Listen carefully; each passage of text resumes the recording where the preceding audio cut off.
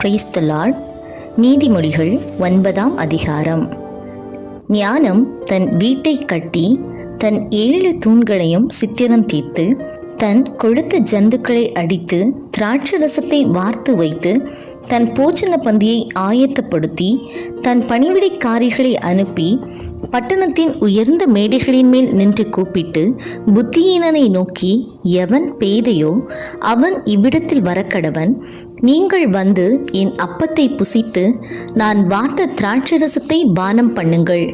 பேதமையை விட்டு விலகுங்கள், அப்பொழுது பிழைத்திருப்பீர்கள். புத்தியின் வழியிலே நடவுங்கள் என்று விளம்புகிறது.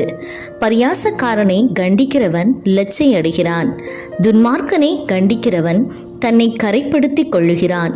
பரியாசக்காரனை கடிந்து கொள்ளாதே, அவன் உன்னை பகைப்பான். ஞானமுள்ளவனை கடிந்து கொள், அவன் உன்னை நேசிப்பான். ஞானமுள்ளவனுக்கு போதகம் பண்ணு, அவன் ஞானத்தில் தேறுவான். நீதிமானுக்கு உபதேசம் பண்ணு, அவன் அறிவில் விருத்தி அடைவான். கர்த்தருக்கு பயப்படுதலே ஞானத்தின் ஆரம்பம். பரிசுத்தரின் அறிவே அறிவு. என்னாலே உன் நாட்கள் பெருகும், உன் ஆயுசின் வருஷங்கள் விருத்தியாகும். நீ ஞானியானால் உனக்கென்று ஞானியாவாய். நீ பரியாசக்காரனானால் நீயே அதன் பயனை அனுபவிப்பாய் என்று சொல்லுகிறது. மதியற்ற ஸ்திரீ வாயாடியும் ஒன்றும் அறியாத நிர்மூடமுமாயிருக்கிறாள்.